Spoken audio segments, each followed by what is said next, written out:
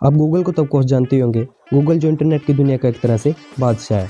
Google दुनिया का number 1 search engine है, जिस पे इंटरनेट की 90 to 95 सर्चेज सिर्फ गूगल पर ही होती है। लेकिन अब टाइम के साथ सब बदल रहा है। गूगल की पॉपुलैरिटी अब धीरे धीरे कम हो रही है, क्योंकि जो जेन ज़ी है, मतलब कि न्यू जनरेशन जो 2005 और 7 के बाद पैदा हुई है, वो गूगल से हटकर दूसरे प्लेटफॉर्म्स पर जा रहे हैं। एग्जाम्पल के लिए मान लो अगर आप बाहर खाना खाने जा रहे हो और आप आसपास के फेमस रेस्टोरेंट के बारे में जानना चाहते हो, तो आप क्या करोगे? मेजॉरिटी लोग या तो गूगल करेंगे या फिर गूगल मैप्स पर सर्च करेंगे, या फिर कुछ लोग यूट्यूब पे भी सर्च कर लेते हैं। पर हम में से कोई भी इंस्टाग्राम और टिकटॉक के बारे में नहीं सोचेगा। लेकिन जेन ज़ी बिल्कुल यही कर रहे हैं। एक रिपोर्ट के अनुसार यूएस के अंदर 40% जेन ज़ी न्यू प्लेसेस और इंटरेस्टिंग लोकेशन को ढूंढने के लिए गूगल के बजाय इंस्टाग्राम और टिकटॉक जैसे ऐप्स का यूज़ कर रहे हैं। न्यू जनरेशन का दूसरे प्लेटफॉर्म्स पर शिफ्ट होने के कारण गूगल के मार्केट शेयर पर भी बहुत फर्क पड़ रहा है। मार्च 2021 में गूगल का जो मार्केट शेयर 87% था, वो जुलाई 2022 में गिरकर सिर्फ 83% ही रह गया है। और मानो न मानो गूगल अब धीरे धीरे पुराना हो रहा है। दुनिया का एक दस्तूर है कि जो आज नया है उसको कल पुराना होना ही है।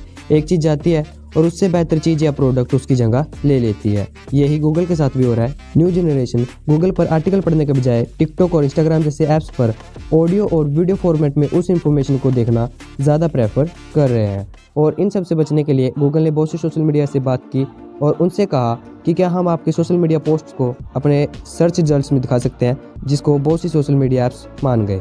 जिससे अगर सर्च से रिलेटेड कोई कंटेंट उन सोशल मीडिया पर होता है तो आपको गूगल सर्च में वो वीडियोस और कंटेंट देखने को मिल जाता है। इसके अलावा एक और प्रॉब्लम गूगल सर्च में देखने को मिलती है, जिसको हम एसईओ के नाम से जानते हैं, जिसकी full form search engine optimisation है। ऑब्वियसली आप सभी एसईओ के बारे में तो जानते ही होंगे। तो अब आप बोलोगे एसईओ से क्या प्रॉब्लम? तो बहुत से ऐसे लोग ऐसे आर्टिकल लिखते हैं जिनके बारे में उनको ज़्यादा नहीं पता, या फिर उस टॉपिक के बारे में बिल्कुल भी नॉलेज नहीं है, पर लेकिन उनको एसईओ बहुत अच्छा लगाना आता है, जिसके कारण उनका आर्टिकल सबसे ऊपर टॉप पर रैंक करता है। फ़र्क नहीं पड़ता कि उस आर्टिकल में क्या लिखा है, या फिर वो यूज़र को वो नॉलेज दे भी रही है या फिर नहीं। बस जितना अच्छा आपका एसईओ होगा उतने ही ऊपर और टॉप पर आपकी वेबसाइट रैंक करेगी।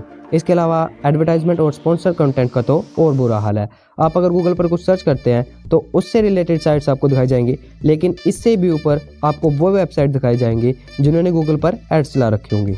मतलब कि आप गूगल को पैसे दोगे ताकि गूगल आपकी साइट को सबसे ऊपर रैंक करे।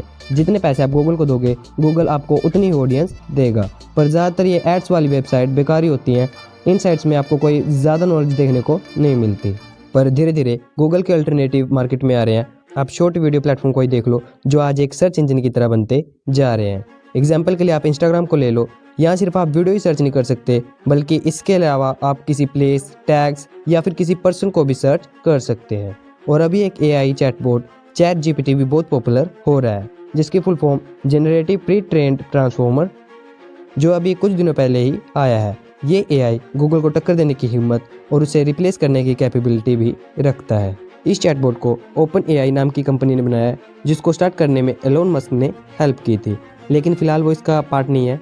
शुरू में ये एक नॉन प्रॉफिट ऑर्गेनाइजेशन थी, लेकिन अब ये एक फॉर प्रॉफिट ऑर्गेनाइजेशन की तरह काम कर रही है। और अगर मैं बात करूँ कि ये चैटबॉट किस तरह गूगल से बेहतर है, तो मान लो अगर मैं कुछ गूगल पे सर्च करता हूँ तो गूगल मुझे सर्च से रिलेटेड बहुत सी वेबसाइट दिखाता है, जिसमें हमें खुद अपने क्वेश्चन से रिलेटेड आंसर को ढूंढना पड़ता है। लेकिन चैट जीपीटी में ऐसा बिल्कुल भी नहीं है। वो सीधा हमारे क्वेश्चन का टू द पॉइंट आंसर देता है, जिससे जो टाइम हम गूगल पर एक एक साइट को खोलकर देखने में बर्बाद करते हैं, चैट जीपीटी के सीधा क्वेश्चन के आंसर देने की वजह से हमारा वो सारा टाइम वेस्ट होने से बच जाता है। और एक एआई होने की वजह से ये हमारी बातों को समझकर सिचुएशन के हिसाब से उसका सोल्यूशन दे सकता है। मान लो अगर आप गूगल से ये पूछते हो कि एक ऐसी लड़की को कैसे इंप्रेस करें जिसे म्यूजिक और ड्राइंग में इंटरेस्ट हो, या फिर मैं हर टाइम कैसे मोटिवेटेड फील कर सकता हूँ, तो गूगल इसका आपको एक स्पेसिफिक आंसर नहीं दे सकता, लेकिन चैट जीपीटी दे सकता है। ये एआई आपके लिए आपकी वीडियो की स्क्रिप्ट लिख सकता है।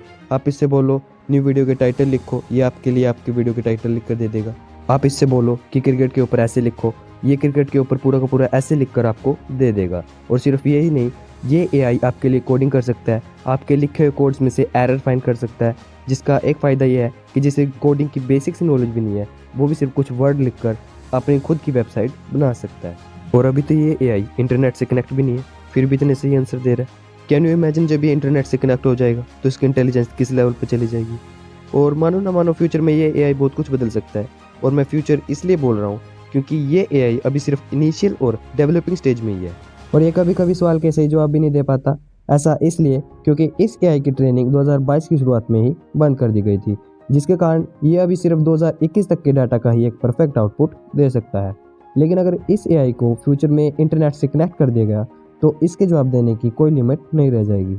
और एक प्रॉब्लम ये भी है कि ये अभी सिर्फ इंग्लिश लैंग्वेज को ही समझता है, लेकिन जल्द ही ये दूसरी लैंग्वेजेस को भी समझने लग जाएगा, जिसके बाद नो डाउट ये फ्यूचर में बहुत सी चीज़ों और सर्च इंजन को रिप्लेस करने की कैपेबिलिटी रखेगा।